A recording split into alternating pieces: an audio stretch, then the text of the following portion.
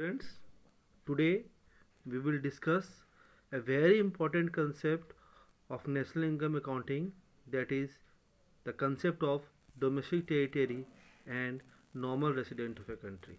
It is a very important concept. It is the base of the chapter. So let's begin from the concept, that is domestic territory. Domestic territory is a very important concept in the national income accounting. In layman language, domestic territory means only political frontier of the countries. But for the purpose of national income accounting, it is used in wider sense. Let us see our presentation in the screen. What is domestic territory?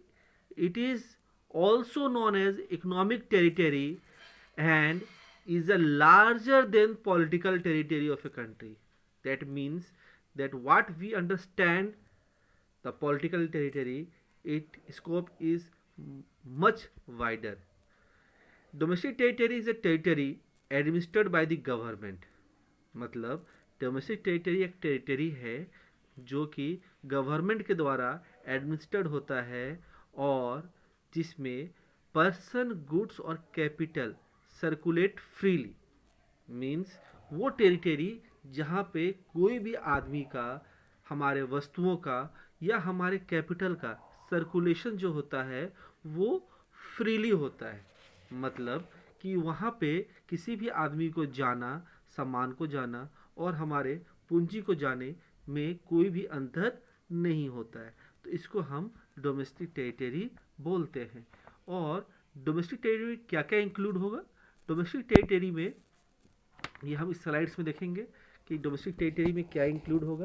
पहला, वो territory lying with in the political frontier of the country and it's terrestrial water. मतलब वो हर area जो कि India का political frontier में आता है और जो हम लोग का टेरिटोरियल वाटर होता है. टेरिटोरियल वाटर का मतलब क्या होता है?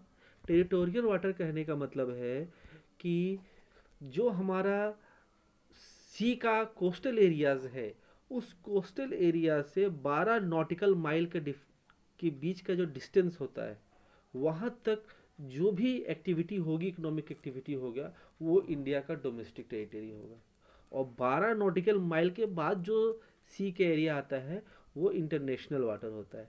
जैसे आप लोग देखते होंगे बॉम्बे हाई में समुद्र के पास हम लोग शिपिंग तेल निकालने वाला काम होता है, तो वो भी इंडिया का डोमेस्टिक टेरिटरी है. जो हम लोगों के यहाँ आप हमेशा सुनते होंगे कि कुछ फिशरमैन होते हैं, वो पकड़े जाते हैं, कोई पाकिस्तान के वाटर में चले जाते हैं. तो ये सब यही है कि हम लोगों को 12 नॉटिकल माइल के अंदर रहना पड़ता है. दूसरा बात क्या है? वो हर ship and aircraft owned and operated by the resident within 2 or more countries. Third one is fishing vessels, oils and natural gas rigs and floating platform operated by the resident of a countries. Fourth is embassies, consulates, high commission, military establishment of the country located abroad. मतलब वो हम लोग का India का जितने भी embassies हैं, consults है, हायर कमीशंस है, मिलिट्री स्टेब्लिशमेंट्स है जो कि फॉरेन कंट्री में भी होते हैं, वो सब इंडिया का डोमेस्टिक टेरिटरी है. हम ये कह सकते हैं कि इंडिया का वो हर जगह डोमेस्टिक टेरिटरी होगा जहाँ पे भारत का झंडा फहराया जाता है, वो इंडिया का डोमेस्टिक टेरिटरी है. आप इंडिया में भी बहुत सारे ऐसे जगह हैं जहाँ पे जो डोमेस्टिक टेरिटरी नहीं होगा. जैसे इंडिया में जो पाकिस्तान का एम्बेसीज है वो इंडिया का डोमेस्टिक टेरिटरी नहीं होगा, वो पाकिस्तान का डोमेस्टिक टेरिटरी होगा.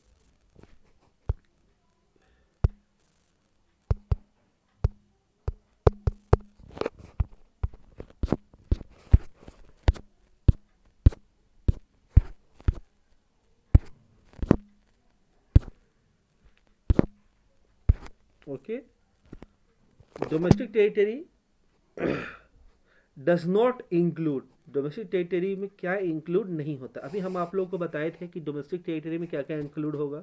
डोमेस्टिक टेरिटरी में ships and aircraft on by the operated by the normal residents between 2 or more countries, ये इंक्लूड था. फिशिंग वेसल्स इंक्लूड्स थे, एम्बेसीज इंक्लूड्स थे. अब हम आपको बताएंगे कि डोमेस्टिक टेरिटरी में क्या क्या इंक्लूड नहीं होगा. तो क्या इंक्लूड नहीं होगा? Embassies, consultants and military establishment of a foreign country, मतलब कि अगर बाहर का कोई एम्बेसीज है, जैसे जापान का कोई एम्बेसी इंडिया में है, यूएसए का एम्बेसी जो इंडिया में होता है, हर कंट्री के एम्बेसी हम हर देश में होते हैं, वो इंडिया का डोमेस्टिक टेरिटरी नहीं है। अगर कोई फॉरेन कंट्री का मिलिट्री इस्टेब्लिशमेंट भी हम लोगों के यहाँ है तो वो इंडिया का डोमेस्टिक टेरिटरी नहीं है, वो उस कंट्री का डोमेस्टिक टेरिटरी है।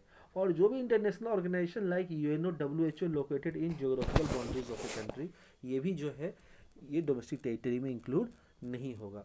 तो अभी आपको जो मैंने समझाया कि डोमेस्टिक टेरिटरी क्या है, डोमेस्टिक टेरिटरी एक इकोनॉमिक टेरिटरी है जहाँ पे पर्सन का, गुड्स का और कैपिटल का सर्कुलेशन जो होता है वो फ्रीली होता है, और जहाँ पे सर्कुलेशन फ्रीली नहीं होगा पर्सन का, गुड्स का, कैपिटल का, वो इंडिया का डोमेस्टिक टेरिटरी नहीं होगा।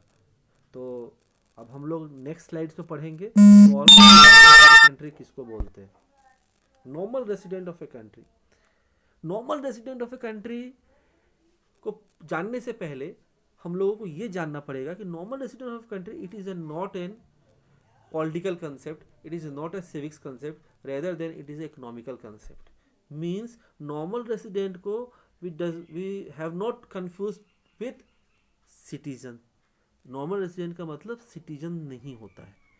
क्या होता है normal resident of country? Normal resident of a country में एक और बड़ा इंपॉर्टेंट कंसेप्ट है कि ये एक पर्सन भी हो सकता है या एक संस्था भी हो सकता है, इंस्टीट्यूशन भी हो सकता है। तो व्हाट अभी हम आपको बताएंगे what is normal resident of a country. Normal resident of a country is a person or institution who ordinary lives in a country for 1 financial year. अब इसको 180 डेज के लिए कर दिया गया है कि मतलब अगर कोई भी आदमी अगर 180 दिन से ज़्यादा एक कंट्री में रह रहा हो और उसका इकोनॉमिक इंटरेस्ट भी उसी कंट्री में हो, उसी को हम लोग normal resident of a country बोलते हैं। मतलब कोई ऐसा ऑर्गेनाइजेशन, कोई ऐसा इंस्टीट्यूशन जो 180 डेज से ज़्यादा एक कंट्री में ऑपरेशनल हो और उसका इकोनॉमिक इंटरेस्ट भी उसी कंट्री में हो, तो उसको हम normal resident of a country बोलते हैं। अब यहाँ पर एक बड़ा इंपॉर्टेंट कंसेप्ट आ जा रहा है, वो है इकोनॉमिक इंटरेस्ट। तो what is economic interest? Economic interest का मतलब 2 कंसेप्ट है। पहला, जो रेसिडेंट है वो डोमेस्टिक टेरिटरी में हो, उसी जगह पे हो, और वो अपना इकोनॉमिक एक्टिविटीज़ जैसे कि earning, spending, accumulation of the Capitals, वो सब उसी कंट्री में कर रहा हो, तो उसको हम इकोनॉमिक इंटरेस्ट बोलते हैं। मतलब नॉर्मल रेसिडेंट ऑफ कंट्री क्या होगा? Normal resident of country can be defined as if a person who ordinary lives in a country for more than 180 days and whose economic interest also lies in that country is known as normal resident of a country. तो अब हम लोग ये जानते हैं what are the features of normal residents. Normal resident of a country it includes both individual and institutions. Normal resident of country में ये दोनों चीज़ों को इंक्लूड करता है, इंडिविजुअल को भी और इंस्टीट्यूशन को भी। It includes both citizen and non citizenships. मतलब अभी हम आपको पहले ही बताए थे कि नॉर्मल रेसिडेंट का मतलब सिटीजन होता है, और कोई आदमी जो यूएसए का सिटीजन है वो भी इंडिया में अगर 180 दिन से ज़्यादा रह रहा है और उसका इकोनॉमिक इंटरेस्ट भी अगर इंडिया में है तो वो इंडिया का नॉर्मल रेसिडेंट होगा। फॉर एग्जांपल सुंदर Pichai, he is a CEO of Google. He lives for more than 180 days in USA and his economic interest also lies in the USA. So the Sundar Pichai, the CEO of Google, is not a resident of a Indian country. Rather than he is resident of USA. मतलब अगर कोई भी हम लोगों के भैया दीदी जो यूएसए में काम कर रहे हैं, 180 दिन से ज़्यादा वहाँ पर रह रहे हैं और वहीं पे पैसा कमा रहे हैं, वहीं पे पैसा खर्च कर रहे हैं, वहीं पे पैसा जमा कर रहे हैं, तो वो उस कंट्री का रेसिडेंट होगा। अलग बात है कि हमारे भैया दीदी जो यूएसए में है वो इंडिया का सिटीजन है। तो रेसिडेंट को हम लोग कभी भी ओवरलैप नहीं करेंगे सिटीजन से। The third point, international bodies are not considered resident of the country in which they are located. जो भी international bodies हैं वो residents नहीं consider किए जाते हैं, और उसके employees जो होंगे वो रेसिडेंट होंगे उस कंट्री के जिस कंट्री का वो ऑपरेट कर रहा है. Fourth point, local employees working in embassies are resident of the local countries. Fifth, daily worker crossing international borders are resident of the country which they belong. मतलब डेली वर्कर अगर border cross कर रहे हैं तो वो जिस देश के हैं उस देश के हम लोग रेसिडेंट कहेंगे. अब following are not included under the category of normal resident. पहला, फॉरेन टूरिस्ट एंड विजिटर, ये इन रेसिडेंट नहीं कहलाएंगे. क्यों नहीं कहलाएंगे? कि फॉरेन टूरिस्ट 180 डे से ज़्यादा नहीं रहते हैं, विजिटर्स घूमने के लिए आते हैं और उनका इकोनॉमिक इंटरेस्ट भी हमारे यहाँ कंट्री में नहीं रहता है, तो इंडिया का ये नॉर्मल रेसिडेंट नहीं है. मतलब अगर हम लोग यूएसए घूमने जा रहे हैं 1 मंथ के लिए, 2 मंथ के लिए, तो हम लोग वहाँ के रेसिडेंट नहीं होंगे, हम लोग इंडिया के ही रेसिडेंट होंगे, क्योंकि हम लोग जो पहला बैरियर है 180 डेज से ज़्यादा हम लोग नहीं रह रहे हैं वहाँ पे. दूसरा, एम्प्लॉयज़ ऑफ इंटरनेशनल ऑर्गेनाइजेशन, जितने भी एम्प्लॉय हैं इंटरनेशनल ऑर्गेनाइजेशन से, WHO को, यूएनओ को, वो भी रेसिडेंट नहीं होते हैं जिस कंट्री में वो रह रहे हैं. इंटरनेशनल ऑर्गेनाइजेशंस मतलब इंस्टीट्यूशंस भी नॉर्मल रेसिडेंट नहीं है, जैसे कि यूएनओ है, WHO, क्योंकि ये इंटरनेशनल बॉडीज़ है. और foreign staff of embassies, official diplomats, members and the arm force of the foreign countries located in the given countries are also not considered as the normal resident of a country. तो हमको लगता है कि आप लोगों को ये यहाँ पर कंसेप्ट क्लियर है. Next, example of non residents. अब नॉन रेसिडेंट्स क्या है? मतलब जो रेसिडेंट नहीं है वो नॉन रेसिडेंट्स है. People coming to India for medical checkup, वो इंडिया का नॉन रेसिडेंट है. Amateur sports person coming for India for playing friendly match, ये भी नॉन रेसिडेंट होंगे. अलग बात है वो ज़्यादा भी रह जाए मगर उनका इकोनॉमिक इंटरेस्ट नहीं है. Indian citizen settled in America और अब्रॉड, वो NRI है, वो भी इंडिया के नॉन रेसिडेंट है.